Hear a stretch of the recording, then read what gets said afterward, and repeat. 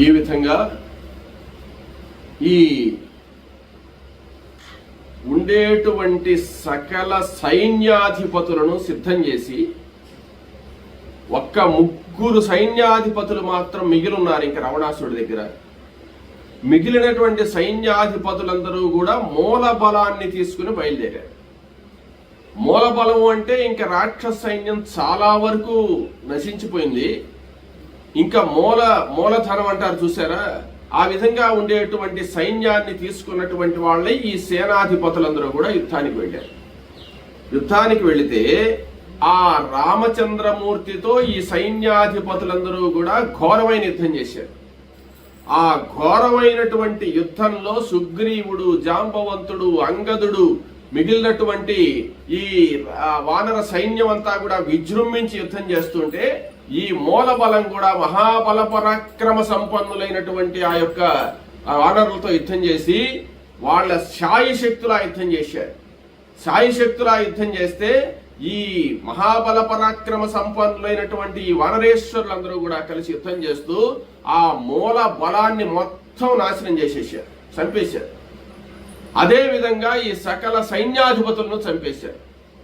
ఎవరికి దొరికితే వాళ్ళు చంపేశారు అనమాట. అప్పుడు ఈ సైన్యాధిపతులందరూ కూడా మరణించిన తర్వాత కొంతమంది వచ్చి రావణాసురుడితో చెప్పారు, ఈ సైన్యం అంతా నశించిపోయింది, రాముణ్ణి జయించడం సాధ్యం కాదయ్యా, మధ్యాహ్న సూర్యబింబం మాదిరి ప్రకాశిస్తున్నాడు రామచంద్రమూర్తి యుద్ధరంగంలో, ఆయన ఎదుర్కోవడం సామాన్యం కాదు ఎవరికి అని చెప్పారు. రావణాసురుడు చాలా దిగులు పడి ఉన్నాడు. అయ్యో నేను పొరపాటు చేశానే, వృథాగా రాముడితో యుద్ధం పెట్టుకుని సర్వనాశనం అయిపోయినానని అనుకుంటున్నాడు మనసులో. పైకి మాత్రం పౌరుషాన్నే ప్రకటిస్తున్నాడు. ఆ సందర్భంలో ఈ లంకాపురంలో ఉండేటువంటి జనాలు ఉన్నారు చూసావా, స్త్రీలు కావచ్చు, పురుషులు కావచ్చు, పురజనులందరూ కూడా ఏమనుకుంటున్నారంటే, ఆహా ఎంత మూర్ఖత్వంగా ప్రవర్తిస్తున్నాడు ఈ రావణాసురుడు. అసలు ఈ లంకకు ఈ విధమైనటువంటి నాశన కారణం ఎవరో తెలుసా? ఆ శూర్పణఖ. ఆ శూర్పణఖ ముసిలిది, చాలా వికారంగా ఉండేటువంటిది. అంత వృద్ధత్వంలో ఉండేటువంటి ఆ శూర్పణఖ దండకారణ్యానికి ఎందుకు వెళ్ళాలి? ఆ దండకారణ్యంలో పరమ సౌందర్య స్వరూపుడైనటువంటి నవ యవ్వనంతో ప్రకాశించేటువంటి ఆ రాముణ్ణి ఎందుకు చూడాలి?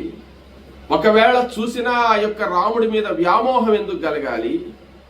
వ్యామోహం కలిగి ఆ రామ లక్ష్మణులను ఎందుకు ఆ యొక్క స్త్రీ ఆ విధంగా ఇబ్బంది పెట్టింది? వాళ్ళ యొక్క ప్రవర్తన వల్లే కదా ముక్కు చెవులు కోశారు. ముక్కు చెవులు కోసిన తర్వాత ఆ ఖరదూషణాదులకు పోయి చెప్పింది. ఆ ఖరదూషణాదులు 14,000 మంది రాక్షసులను ఒక్క రాముడే ముహూర్త మాత్రంలో చంపేశాడు కదా. ఆ విషయాన్ని తిరిగి వచ్చి రావణుడికి చెప్పింది. రావణుడు ఖరదూషణాదులు 14,000 మందిని చంపేశాడు కదా, రాముడు ఒక్కడేనని చెప్పి తెలుసుకొని కూడా, రామ పరాక్రమాన్ని తెలుసుకొని కూడా సీతాపహరణ చేశాడు. ఆ సీత మీద ఉండేటువంటి వ్యామోహంతో ఈ శూర్పణఖ చెప్పినటువంటి మాటల వల్ల సీతను అపహరించాడు. సీతను అపహరించిన తర్వాత రామచంద్రమూర్తి క్రోధ తామ్రాక్షుడై వచ్చి సీతాన్వేషణ చేస్తూ మధ్యలో కబంధుడనేటువంటి రాక్షసుడు, ఘోరమైనటువంటి రాక్షసుడిని సంహరించాడు కదా. ఆ విషయం కూడా తెలిసింది కదా రావణుడికి. రామ పరాక్రమాన్ని తెలుసుకుని ఎప్పుడైనా సీతనిచ్చేసి ఉండొచ్చు కదా. మరలా ఋష్యమూక పర్వతానికి వచ్చి కిష్కిందా నగరంలో ఆ వాలిని సుగ్రీవుడితో స్నేహితం చేసుకుని వాలిని సంహరించాడు కదా.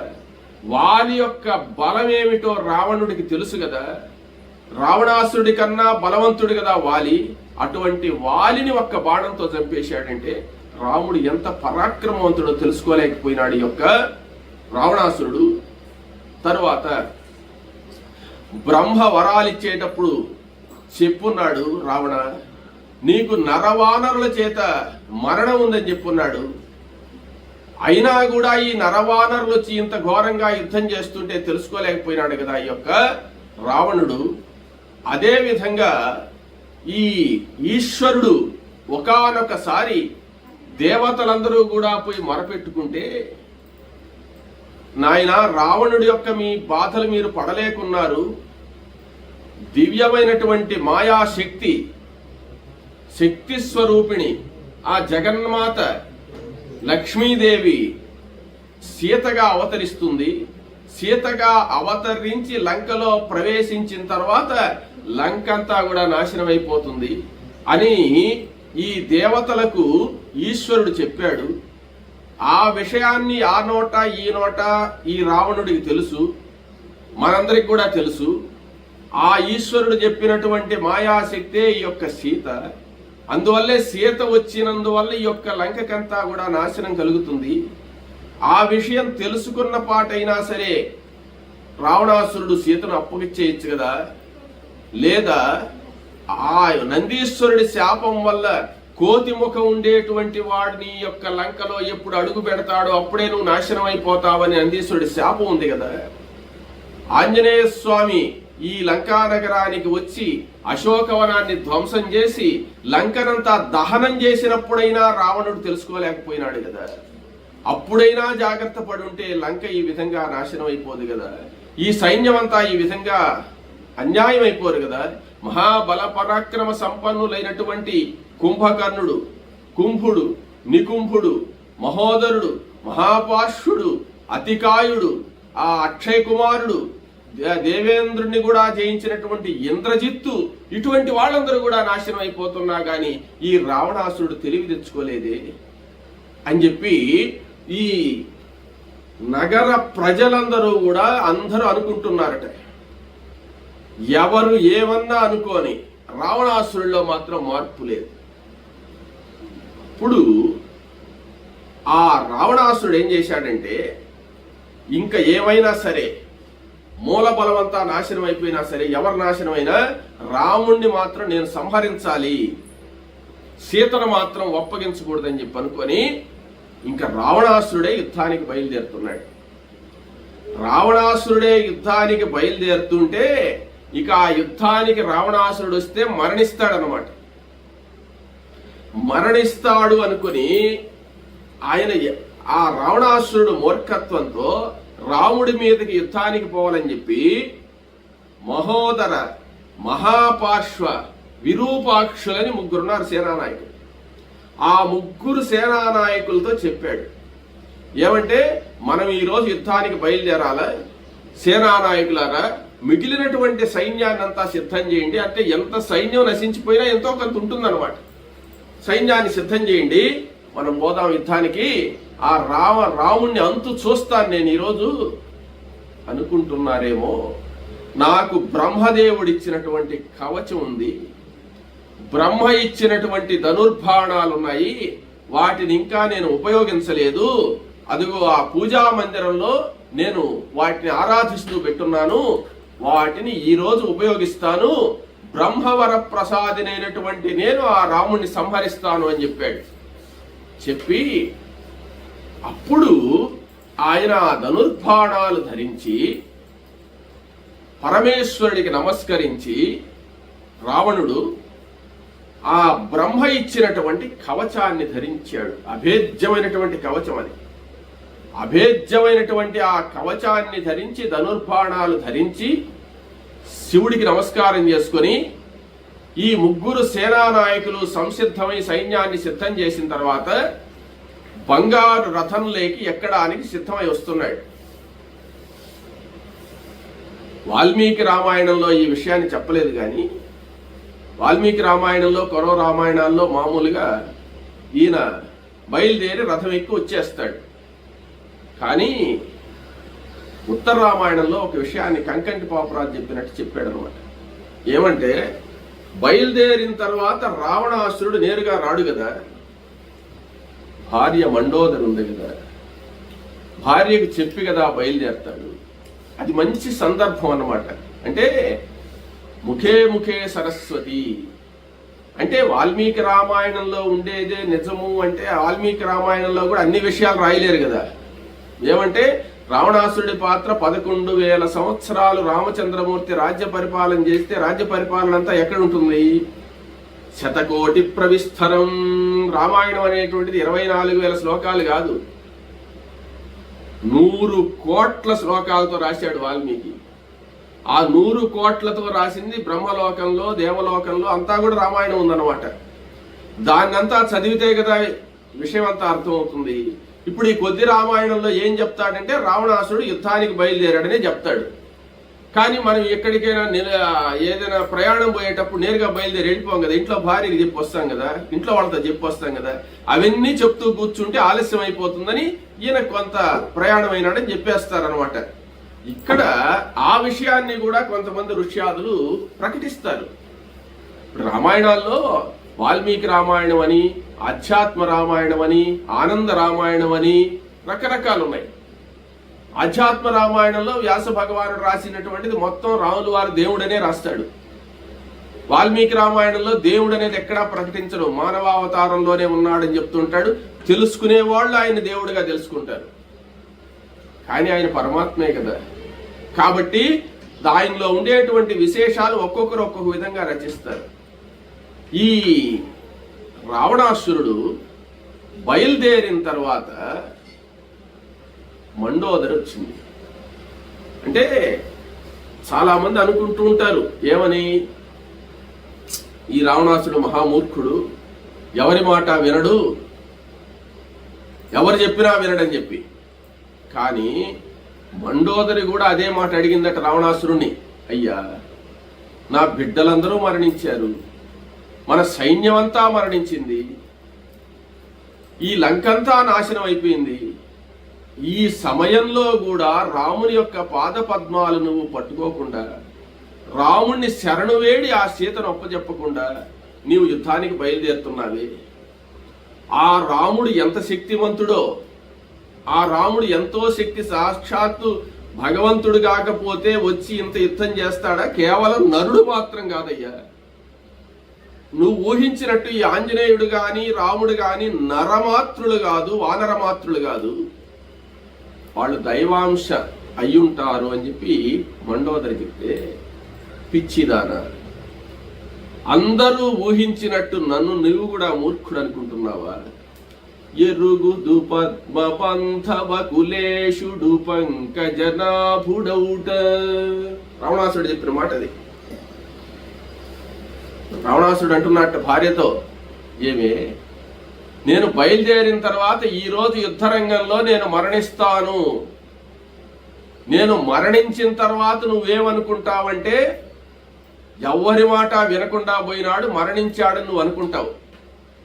కానీ నీకు చెప్పాలి కాబట్టి చెప్తున్నా. ఏమంటే ఎరుగుదు పద్మబాంధవ కులేశుడు, అంటే సూర్యవంశంలో పుట్టినటువంటి శ్రీరామచంద్రుడు పంకజనాభుడౌట. శ్రీ మహావిష్ణువు నాకు తెలియదట్ నెప్పించిదాన. యస్య విక్రమమాసాధ్య రాక్షసాని ధనంగతః తమ్మన్నే రాఘవం వీరం నారాయణం అనామయం అని మొన్ననే అనుకున్నాడు ఆయన. చెప్పాను కూడా ఆ విషయాన్ని. ఇంత యుద్ధం చేస్తున్నాడంటే మామూలు వాడు కాదు, ఈయన నారాయణుడేను అని రావణాసుడి తెలుసు. ఇంత చదువుకుని ఇంత పాండిత్యం కలిగినటువంటి వాడు అంత మాత్రం తెలుసుకోలేడా? కానీ మన లంకకొచ్చి, మన నగరానికి వచ్చి శ్రీ మహావిష్ణువు నువ్వు రారా నిన్ను చంపేస్తానంటుంటే భీష్ముడు ఏమన్నాడు భారతంలో? కృష్ణ పరమాత్మ చక్రం తీసుకొని ఎక్కితే నిన్ను చంపేస్తాను ఈ యొక్క యుద్ధంలో అని చెప్పి కృష్ణ పరమాత్మ చక్రాన్ని ధరిస్తే భీష్ముడు ధనుర్బాణాల కింద పారేసి అంతకంటే ఏం కావాలని చంపేవయ్యా అన్నాడు. అది మనం భారతంలో చెప్పుకున్నాం కదా. రావణాసుడు ఆ విషయాన్ని చెప్తున్నాడు ఇక్కడ. నేను ఏమాత్రం శరణు వేడినా, ఏమాత్రం మెత్తబడ్డా రాముడు ఇంక నన్ను చంపడు, కానీ రాముడిని నన్ను చంపేయాలి. ఎందువల్లంటే ఆ సంస్కారం ఆయన చూస్తూ నేను మరణించాలి. కాబట్టి పద్మబాంధవ కులేశుడైనటువంటి ఆ శ్రీ మహావిష్ణువు విషయం నాకు తెలుసు అన్నాడు రావణాసుడు. కానీ ప్రాణం పోయేంత వరకు ఆయన బయట పెట్టడు అనమాట. ఇంక మండోదరి బాధపడుతుంది. మండోదరికి కూడా చెప్పాడు, ఏమంటే మహామూర్ఖుడు రావణాసుడు అనుకుంటారని. ఏమంటే సాక్షాత్తు వాళ్ళు జయ విజయులు. రావణాసురుడు జయుడు, కుంభకర్ణుడు విజయుడు. వచ్చినటువంటి వాళ్ళు సీతారాములు, లక్ష్మీనారాయణులు. వాళ్ళు లక్ష్మీనారాయణులు నా యొక్క నగరానికి వచ్చి త్వరగా నన్ను వాళ్ళలో తేల్చుకోవాలా, వాళ్ళ దగ్గరికి తీసుకోపోవాలనుకుంటుంటే నేను ఇప్పుడు మళ్ళీ రాముడిని శరణ వేడి నేను ఇంకొక 50 లక్షల సంవత్సరాలు పరిపాలన చేస్తుంటే ఆలస్యం అయిపోతుంది కదా. విభీషణుడికి ఆ విషయం తెలియక శరణాగతి వేడాడు. విభీషణుడు చాలా సంవత్సరాలు ఉంటాడు ఇక్కడ పరిపాలన చేస్తూను, కానీ నేను మాత్రం అంతసేపు ఉండలేను. మేమేమంటే ఈ జయ విజయులు ఏం కోరుకున్నారు, 3 జన్మల్లో విరోధంగా ఉండి త్వరగా వచ్చేయాలి వైకుంఠానికి అనుకున్నారు కాబట్టి వేగంగా అయిపోవాలని చెప్పి రావణాసుడికి తెలుసు అన్నమాట. అంత అమాయకుడేం కాదు రావణాసుడు. కానీ ఎరుగుదు పద్మపంథవ కులేశుడు పంకజనాభుడౌట, నాకు తెలుసులే అన్ని విషయాలు తెలుసు అంటే ఆమె ఏమన్నదంటే ఆయన విష్ణువు ఉన్నట్టున్నాడయ్యా, నువ్వు ఎందుకు పోవడం అంటే నాకు తెలుసులే అన్నాడు. నువ్వేమీ బాధపడద్దు, ఈ రోజు యుద్ధంలో మళ్ళీ మాటలు ఎట్టుంటాయి తెలుసు రావణాసురుడి, ఈ రోజు యుద్ధంలో నేను రాముడు తేలిపోవాలి, రాముడిని సంహరించి సీతను చేపడతానంటున్నాడు. సీతను చేపడతానంటున్నాడే కానీ ఎన్నిసార్లైనా ఏం చేశాడు, సీతను ఏం చేయలే. ఏమంటే అశోకవనానికి 2 సార్లు పోయినాడు, కొట్టపోయినాడు, తర్వాత ఏమంటే కత్తెత్తుకోపోయి నరకడానికి పోయినాడు. అయినా సుపార్షుడు చెప్తే వెనక్కి వచ్చేసాడు. రావణాసురుడు అందరూ చెప్తే వస్తాడు, వెనక్కి రాడు.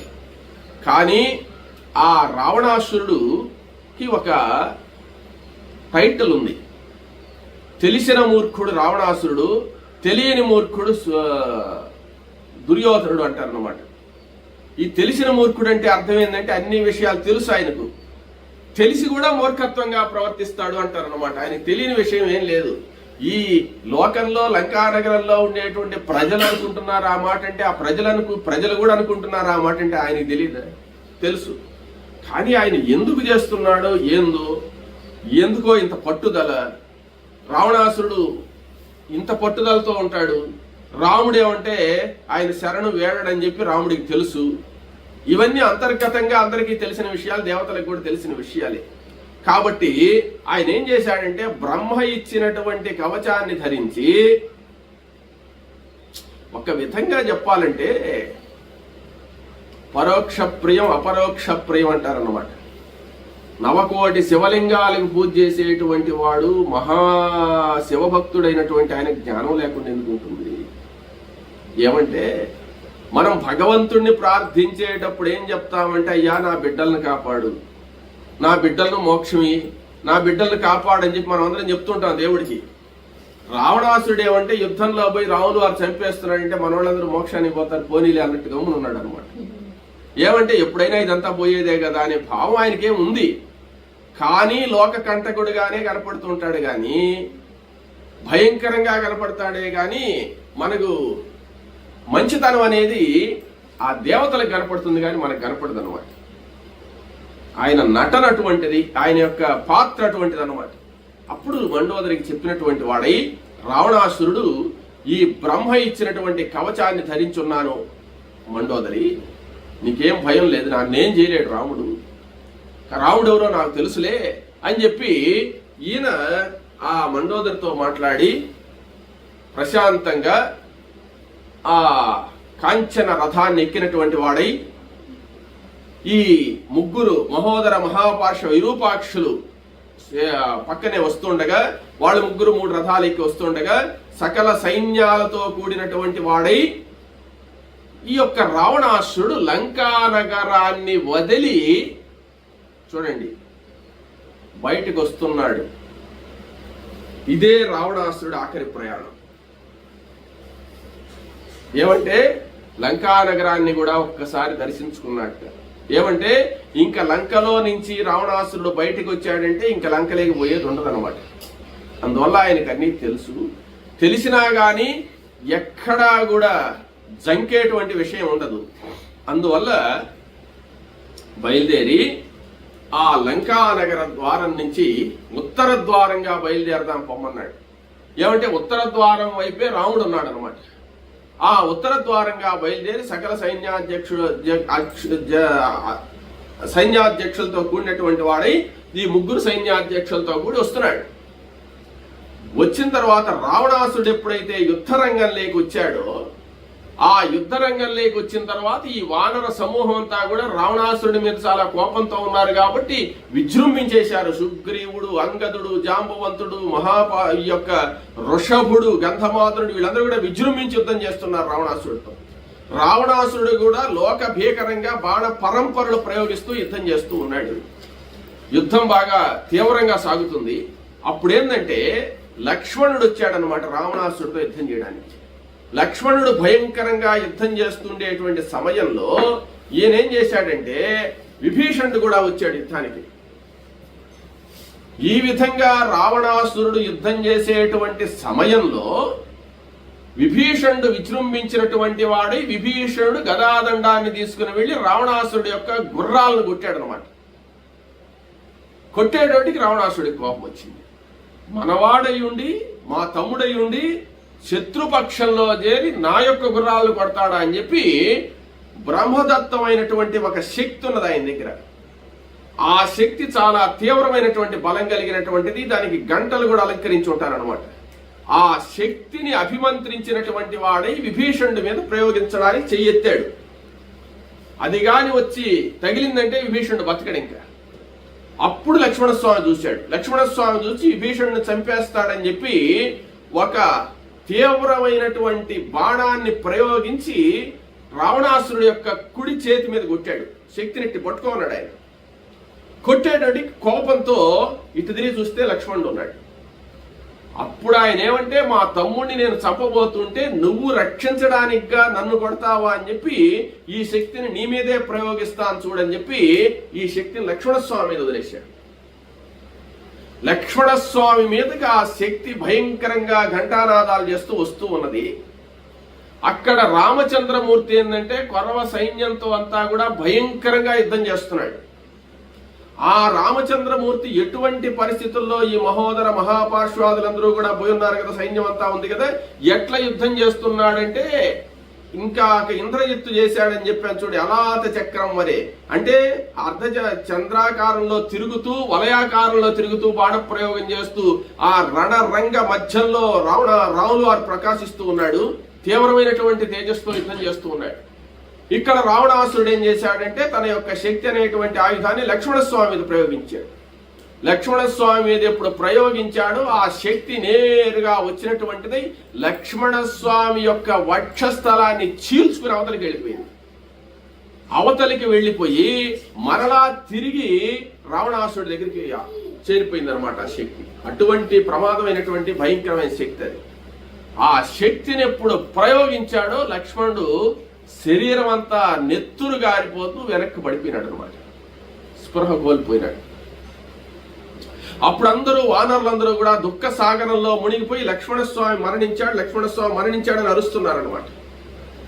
ఎప్పుడైతే లక్ష్మణస్వామి ఆ విధంగా మరణించాడనేటువంటి విషయం తెలిసిందో రాములు వారు యుద్ధం చేయలేకపోయినాడు.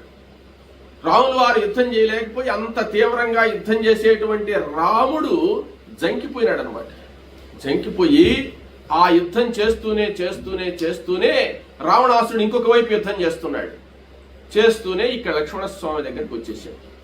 లక్ష్మణస్వామి దగ్గరికి వచ్చి లక్ష్మణస్వామిని చూసి దుఃఖిస్తున్నాడు రామచంద్రమూర్తి. పడిపోయినటువంటి ఆ శక్తి ఆయుధంతో పడిపోయి ఉండేటువంటి ఆ లక్ష్మణుని చూసి, ఆహా లక్ష్మణ నాయన నన్ను వదిలిపెట్టి వెళ్ళిపోయినావా? ఇటువంటి తమ్ముడు ఇంకా నాకు దొరుకుతాడా? దేశే దేశే కళత్రాణి దేశే దేశే చ బాంధవాః తంతు దేశం న పశ్యామి ఎత్ర భ్రాత సహోదరః అని బాధపడ్డాట రాములు వారు. ఏమంటే ఎక్కడైనా దేశే దేశే కళత్రాణి, ఈ భార్య కాకపోతే ఇంకో భార్య వస్తుంది, భార్యలు అనేక మంది వస్తారు, కానీ జీవితంలో తమ్ముడు సహోదరుడు అనేటువంటి వాడు ఒక్కసారే వస్తాడు. నా అన్నదమ్ముడు నా అప్పజెల్లులు అని చెప్పుకునేది ఒక్కసారి. ఒక తల్లి బిడ్డలుగా మనం పుట్టిన తర్వాత ఆ సహోదరుడు అనేటువంటి మరణిస్తే ఇంక మళ్ళీ సహోదరుడు మనకి ఎట్టొస్తాడు. కాబట్టి ఇటువంటి తమ్ముడిని నేను పోగొట్టుకున్నాను కదా, ఇక నేను యుద్ధం చేసేం లాభము? నేను అయోధ్య నగరానికి వెళ్ళిన తర్వాత సుమిత్రతో ఏం చెప్పాలి? నేను సీతను రక్షించడానికి ఇంత యుద్ధం చేస్తే నాకు ఘోరమైనటువంటి దుఃఖమే మిగిలిపోయింది కదా. లక్ష్మణుని పోంగొట్టుకున్నాను కదా అని విపరీతమైనటువంటి బాధతో దుఃఖిస్తున్నాడు రామచంద్రమూర్తి.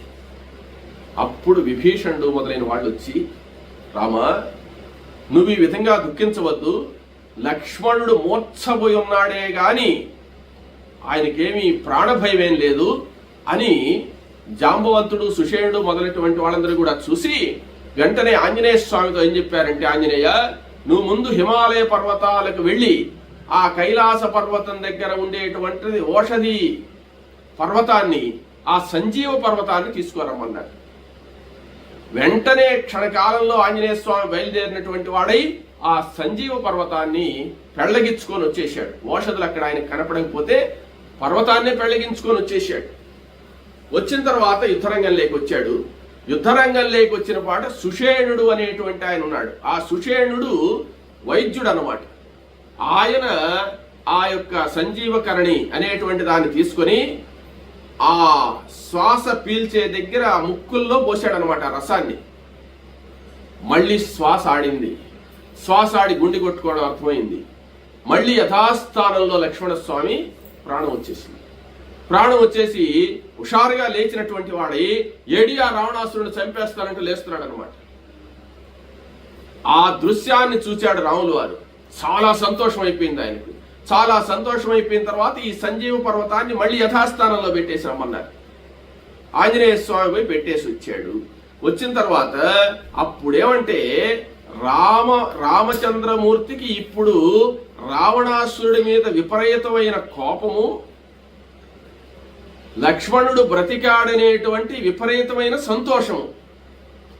ఈ సంతోషము కోపము రెండు ఒకటైపోయినాయి అన్నమాట. అప్పుడు ఈ రావణాసురుణ్ణి ఇంకా మర్యాదగా ఉన్నిస్తే కుదరదు, ఇక రావణుడిని చంపేయాలా అని చెప్పి నిర్ణయం తీసుకున్నాడు. నిర్ణయం తీసుకున్నటువంటి వాడై రావణాసురుడి వైపుగా తీవ్రమైనటువంటి కోపంతో క్రోధ తామ్రాక్షుడైపోయి రామచంద్రమూర్తి వస్తూ ఉన్నాడు. ఆ వస్తూ ఉండేటప్పుడే ఈ యొక్క రావణాసురుడితో వచ్చినటువంటి వీళ్ళు ఉన్నారు చూసావా, ఎవరు?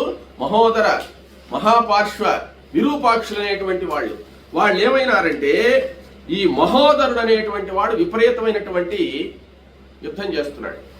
ఆ మహోదరుడు అనేటువంటి వాడు విపరీతమైన యుద్ధం చేస్తూ రామచంద్రమూర్తి మీదకి వరిగెత్తాడు. అప్పుడు ఆ మహోదరుణ్ణి సుగ్రీవుడు అడ్డగిచ్చాడు. సుగ్రీవుడికి మహోదరుడికి భయంకరమైన యుద్ధం జరిగింది. ఆ భయంకరమైన యుద్ధంలో ఒక భయంకరమైనటువంటి పర్వతాన్ని తీసుకుని ఆ మహోదరుడి యొక్క రథాన్ని, గుర్రాలను, సారని పిండి పిండి చేసేసి ఒక వృక్షాన్ని తీసుకుని కొట్టి ఆ మహోదరుని చంపేశాడు సుగ్రీవుడు. మహోదరుడు చంపంగానే ఈ విరూపాక్షుడు అనేటువంటి వాడు ఉన్నాడు. ఆ విరూపాక్షుడు విజృంభించి వచ్చేసాడు సుగ్రీవుడిని చంపాలని చెప్పి. ఆ విరూపాక్షుడు కూడా సామాన్యుడు కాదు. ఆ విరూపాక్షుడితో కూడా భయంకరమైన యుద్ధం చేసి వాడి యొక్క రథాన్ని, రథాలు, గుర్రాలు, సారథిని మొత్తం చంపేసేసి ఆ విరూపాక్షుడిని కూడా కోపంతో ఒక పర్వతంతో చంపేశాడు. పర్వతాన్ని వాడి మీద పెట్టాడు, వాడు చచ్చిపోయినాడు. ఎప్పుడు మహోదర విరూపాక్షులు చనిపోయినారో మహాపార్శ్వుడు వచ్చాడు. ఆ మహాపార్శ్వుడు ఒక్కడే ఇంకుండేది గొప్పవాడు అనమాట. ఆ మహాపార్శ్వుడు సుగ్రీవుడి మీదకి వస్తూ ఉంటే సుగ్రీవుడు అలసిపోయి ఉన్నాడని చెప్పి అంగదుడు వచ్చాడు అక్కడికి. ఎరా మా చిన్నాన్న మీరందరూ ఒకేసారి వస్తారని చెప్పి ఆ అంగదుడు వచ్చినటువంటి వాడై ఈ మహాపార్శ్వుడితో యుద్ధం చేశాడు. మహాపార్శ్వుడితో యుద్ధం చేసి, అంగదుడు అంటే సామాన్యుడు కాదు, 7 తాటి చెట్ల పొడుగుంటాడు అంగదుడు అంటే. ఈ మహాపార్శ్వుడు అనేటువంటి వాడు పర్వతం అంత ఉంటాడు.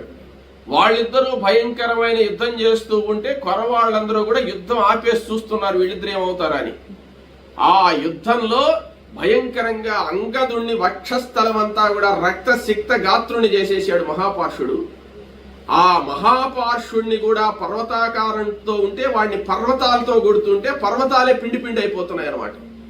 అటువంటి మహాపార్శ్వుడిని ఒక్క విజృంభణతో ఎగిరి ఆ వక్షస్థలం మీద తన్నినటువంటి వాడి అంగదుడు ఆ రథాన్ని, గుర్రాలంతా పిండి పిండి చేసేసి ఆ మహాపార్శ్వుణ్ణి నేల మీద కాళ్ళు పట్టుకొని గిరగిర తిప్పి కొట్టి, తర్వాత వృక్షాలతో కొట్టి, తర్వాత పర్వతంతో కొట్టి ఆ మహాపార్శ్వుడిని ఘోరంగా చంపేశాడు అంగదుడు.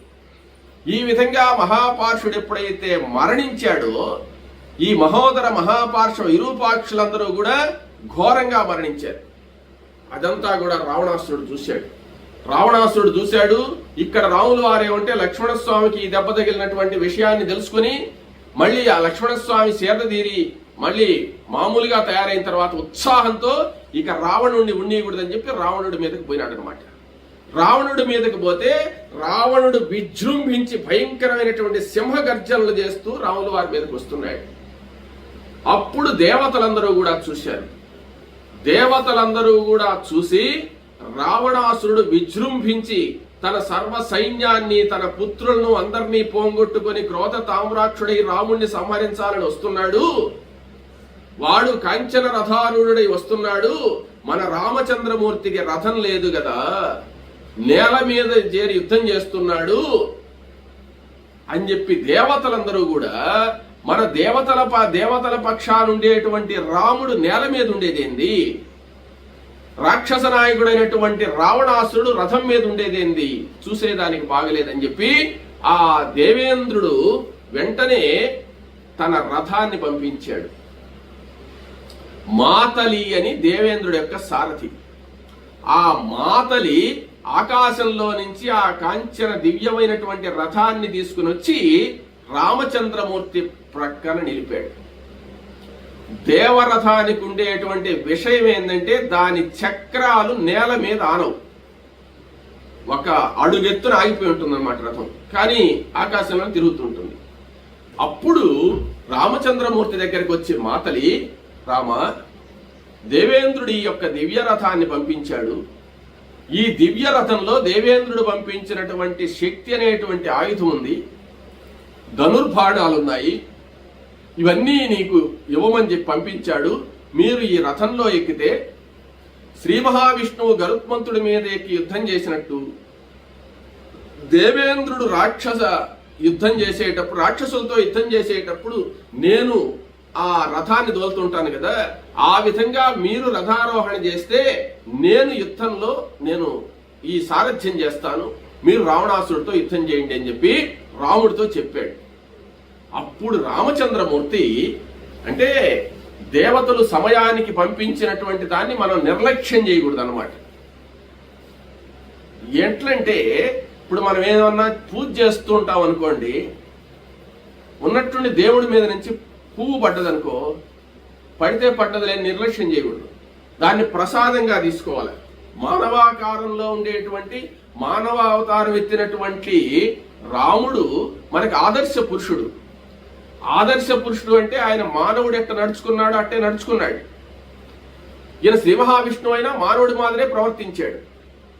ఇక్కడ ఈయన కష్టకాలంలో ఉండేటప్పుడు, ఆఖరిలో యుద్ధం జరగబోయేటప్పుడు దేవతలకు అనుగ్రహాన్ని పంపించినప్పుడు దాన్ని వద్దనకూడదు అనమాట. అప్పుడు ఆ దేవేంద్రుడు పంపించినటువంటి దివ్య రథానికి నమస్కారం చేశాడు రాముడు. అది ఆయన సంస్కారం. తర్వాత ఆ రథానికి ప్రదక్షిణం చేశాడు.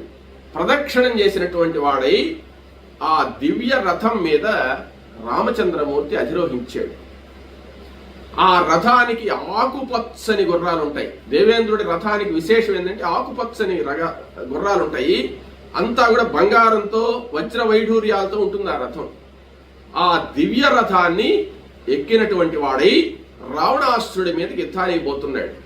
అప్పుడు దేవతలందరూ కూడా ఆ యుద్ధాన్ని తిలకిస్తూ ఉన్నారు.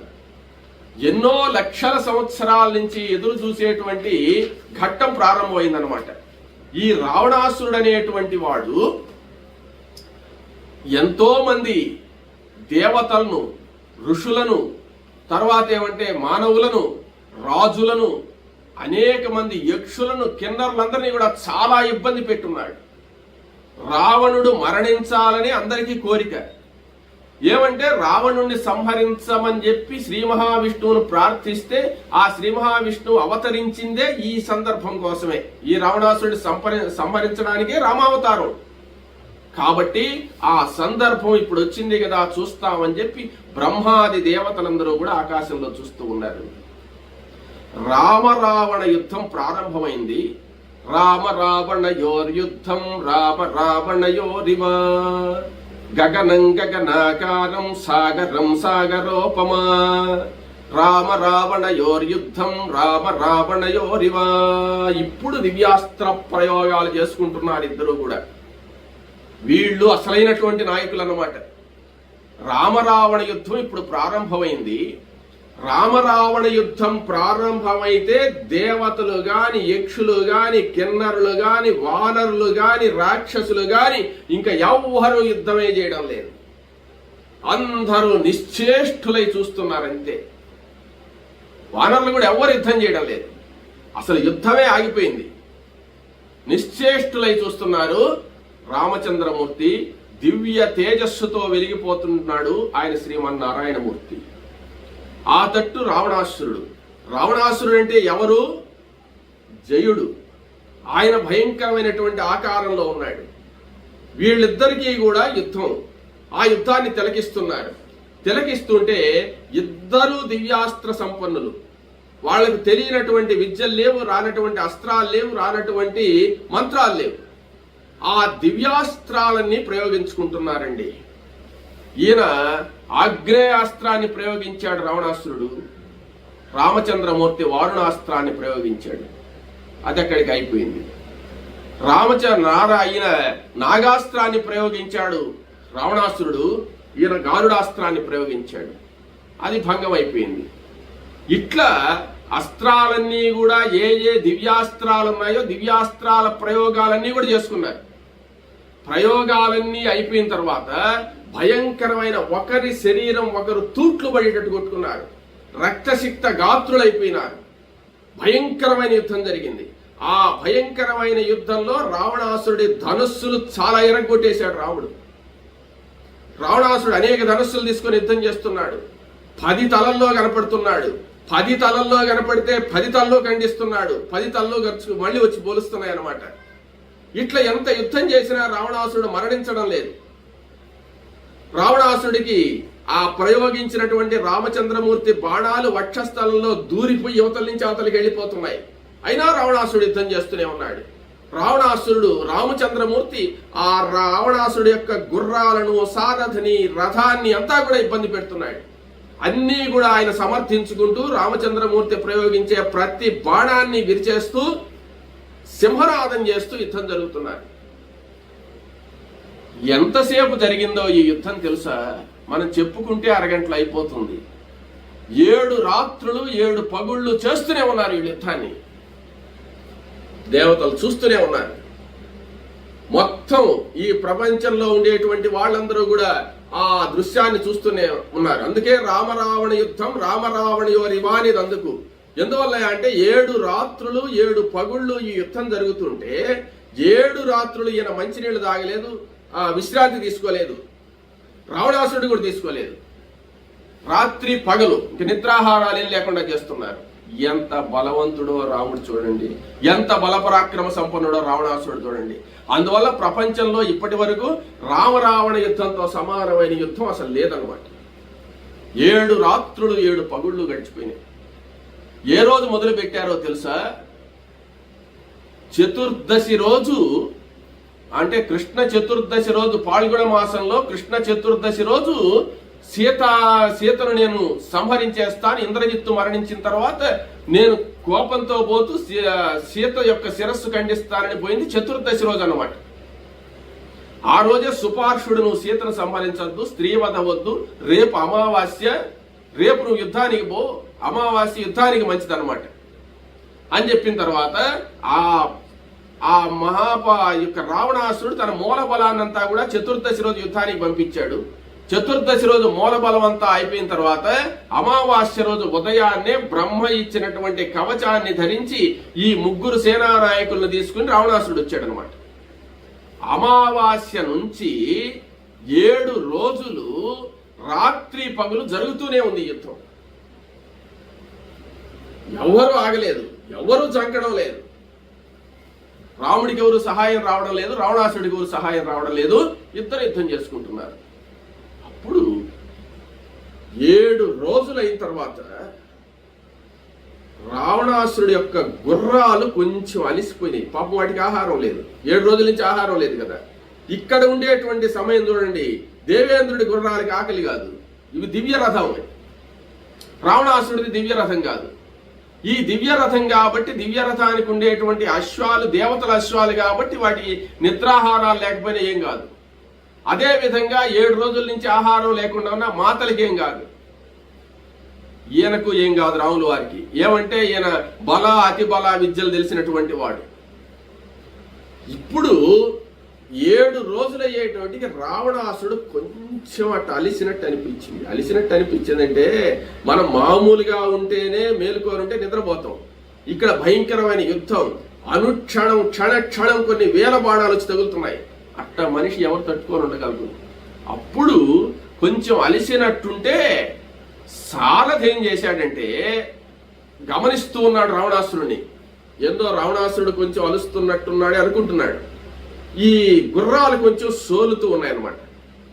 అప్పుడు రావణాసురుడు ఏమంటే రామచంద్రమూర్తి ప్రయోగించినటువంటి బాణం గట్టిగా గుచ్చుకుంది. ఆయన గుచ్చుకునేటువంటికి చెలించిపోయి ఆ ధనస్సు అట్టు పట్టుకొని అబ్బా అన్నాడు అనమాట.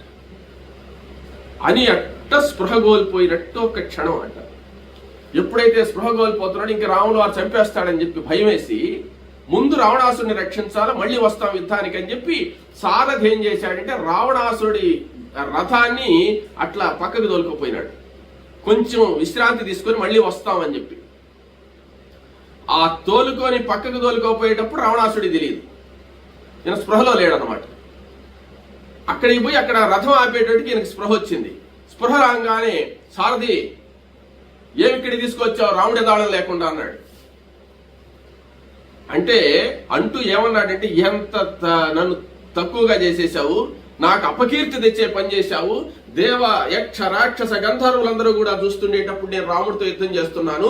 రాముడితో యుద్ధం చేసేటప్పుడు నేనేమన్నా రాముడికి ఓడిపోయినానా? నువ్వు పరాజయం పొందిన వాడి మాదిరి వెన్నిచ్చి వెనక్కి రావడం యుద్ధరంగంలో మంచిది కాదు కదా. నాకు చాలా అపకీర్తి కలిగేటువంటి పని చేశావు, ఎందుకు తీసుకొచ్చావు నన్ను అని చెప్పి తిట్టాడు అనమాట. తిడితే అప్పుడు సారథి ఏమన్నాడంటే మహానుభావ రావణ, నేను నీ ఉప్పు తిని బతికిన వాణ్ణి, నీ సేవకుణ్ణి, నేను రథసారథ్యం చేతగాని వాణ్ణి కాదు. ఇన్ని సంవత్సరాల నుంచి నీకు రథసారథ్యం చేసిన వాణ్ణి. కానీ నీవు యుద్ధ రంగంలో కొంచెం అలిసినట్టు అనిపిస్తే సారథి యొక్క లక్షణం ఏంటంటే సారథి ఈ గుర్రాలు అలసిన యజమానిగా రథికుడిగా ఉండేవాడు అలసిన జాగ్రత్త చేయాల్సిన బాధ్యత సారథికి ఉంటుంది. నీవు కొంచెం మైకంలోకి వెళ్ళిపోయినప్పుడు నేను అలాగే ఉంటే బాణప్రయోగం వాళ్ళు చేస్తూనే ఉన్నారు కదా, నిన్ను రక్షించాలని పక్కకు తీసుకువచ్చానే గాని నువ్వే శౌర్యవంతుడివి కాదని కాదు, నేనేమంత తెలివి తక్కువ వాడిని కాదని చెప్పిన పాట. అప్పుడు రావణాసురుడు ఏమనుకున్నాడంటే రావణాసురుడు సారథి భయపడిపోయినాడు, ఇంక చంపేస్తానని వచ్చేసాడు, సారథి ప్రాణభయంతో వచ్చాడు అనుకున్నాడు అనమాట. నేనేం అలా రాలేదు, నేను వాళ్ళ దగ్గరే వాళ్ళని మోసం చేసి నాకేమన్నా లంచాలు ఇచ్చి నన్ను వెనక్కి పంపించలేదు, అవన్నీ కాదు, నిన్ను రక్షించాల్సిన బాధ్యత కాబట్టి కొంచెం విశ్రాంతి తీసుకుంటామని వచ్చానని చెప్పి అన్నాడు. అది కూడా నాకు చాలా అపకీర్తి కలిగించేటువంటిది, అయినా నువ్వు మంచి పనే చేశావు లేని మళ్ళీ సర్దుకుని రావణాసురుడు. అప్పుడు ఆ సారథి చేసినటువంటి పనికి ఆనందపడి తన చేతిలో ఉండేటువంటి బంగారు కంకణాన్ని బహూకరించి విశ్రాంతి తీసుకుని మరలా సిద్ధం అవుదామని వస్తున్నాడు. అప్పుడు ఆ సందర్భంలో రామచంద్రమూర్తి ఏం చేశాడంటే రామచంద్రమూర్తి కూడా ఈ 7 రోజులు 7 రాత్రులు 7 పగుళ్ళు రావణాసుడు ప్రయోగించినటువంటి బాణాలు సందు లేకుండా దిగిపోయినాయి రాముడు ఆ శరీరం అంతా కూడా. ఆ రాముడు కూడా కొంచెం అలసినట్టుగా కనపడుతున్నాడు. రావణాసుడు అట్టపోయి విశ్రాంతి తీసుకుంటున్నాడు. ఇంకా త్వరలో రావణాసుడు బయలుదేరి మళ్ళీ వచ్చేస్తాడు.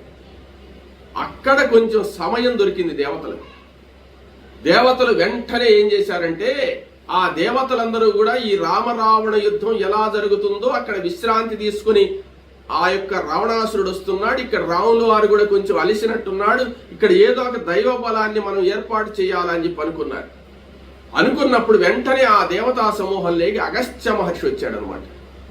అగస్త్య మహర్షి వచ్చినటువంటి వాడై అగస్త్య మహర్షి నేరుగా ఆకాశంలో నుంచి దిగి రణరంగంలో రామచంద్రమూర్తి దగ్గరకు వచ్చి, రామ, నా నాయనా ఈ సమయంలో నువ్వు రావణ సంహారం చేయబోతున్నావు, ఈ సమయంలో నీకు ఆదిత్య హృదయాన్ని నేను ఉపదేశం చేస్తాను.